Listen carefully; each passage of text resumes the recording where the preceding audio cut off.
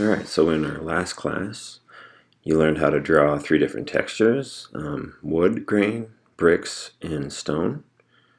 And you got a chance to try them out in your sketchbook. So today, I should think of the one you really enjoyed making. You're going to use that for anything.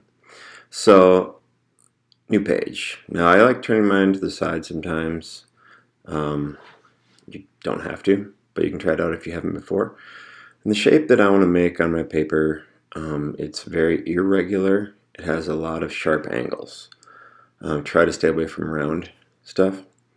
And then what I'm going to do is I'm going to fill the space inside that shape with one of those 3 textures from last time. So I'm choosing wood, and so I'm going to decide how wide I want the planks before I just start drawing the planks. I just want to think through how many do I want showing.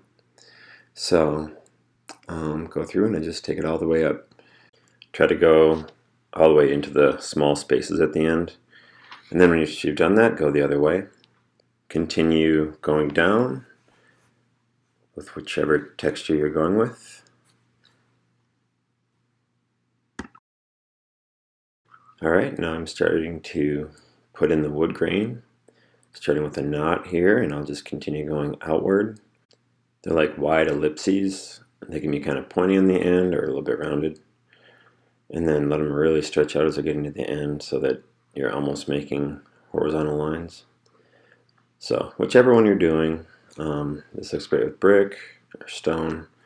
So I just start filling in all the space inside that shape you drew.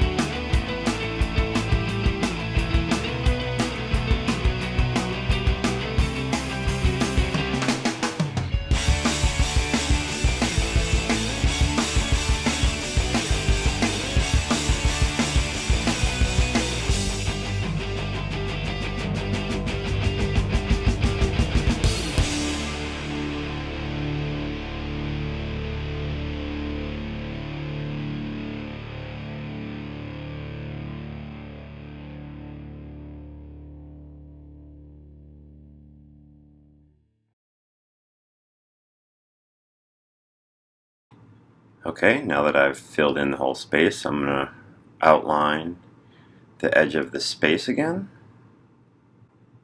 And now it's time to add some shading. And so I'm going to lay my pencil down a little bit more flat. And the goal here is to go along that inside edge of the shape. And as I do so, I'm creating what's called a cast shadow. That means the shadow of the paper is being cast onto the wood surface in this case.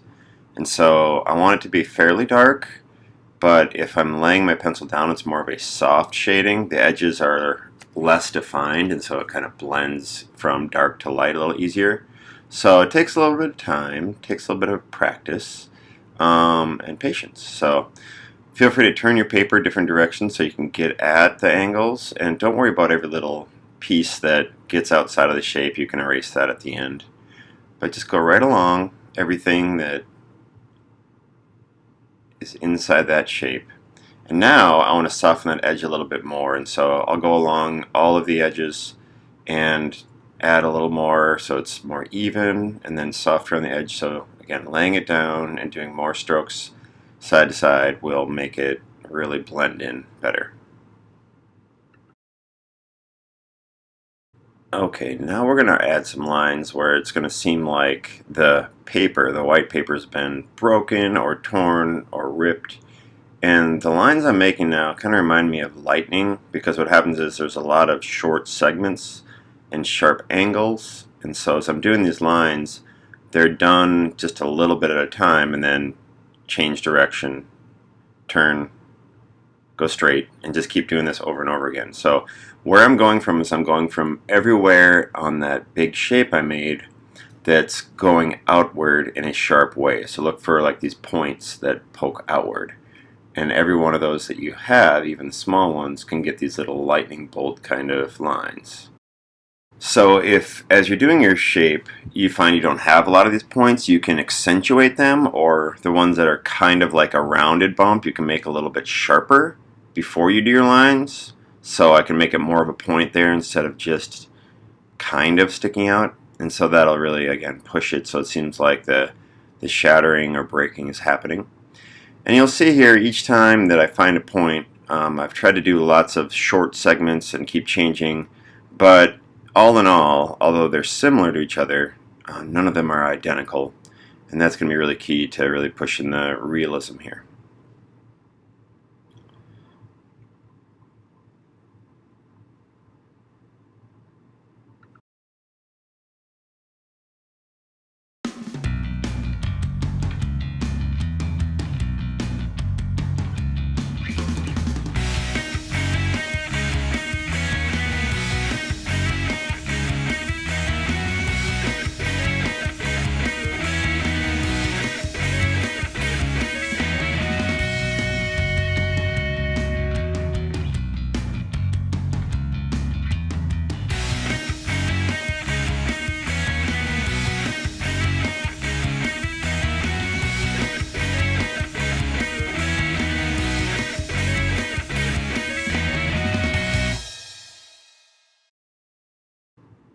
Now that I've gone around and found all the spots that I can add these lines, I'm going to start going to the points themselves and make them sort of like a crevice or an opening that's wider sometimes. And so right at the point where it's leaving the shape, think of it like a point that's starting to shrink, but it's going to start out wider.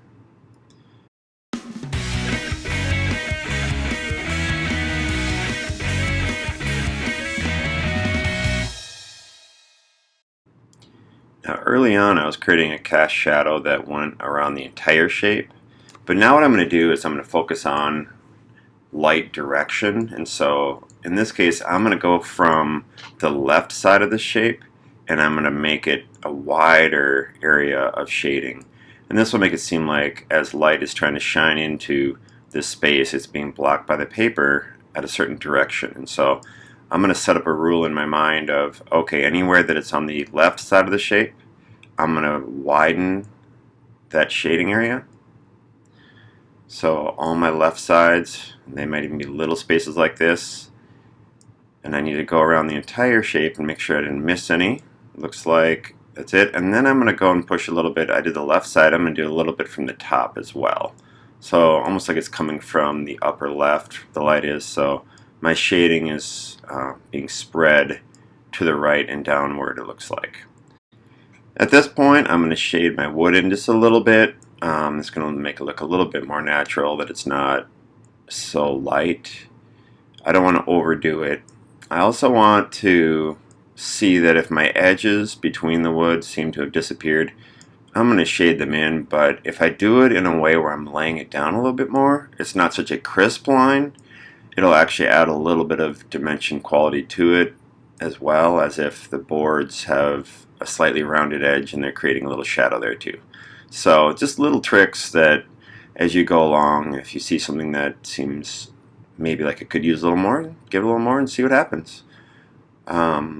Big part of doing art is taking chances, and sometimes those chances work out right away, sometimes they don't work out, but as soon as you do your choice, you start to see what it is that you should have done and get the eraser out and start changing it. So at this point I'm pretty much done, but as I shade things in I might notice things that I missed the first time around.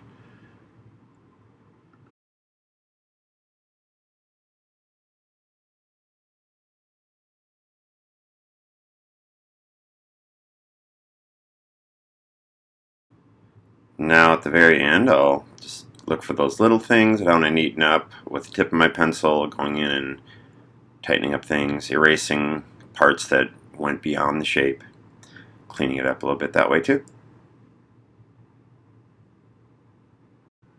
Alright, there we go. We're at the end, and I'd like to say congratulations if you've walked through the whole step. It's a lot of steps to go through, but sometimes when you're trying to make a great drawing, you got to do all those steps to make it right.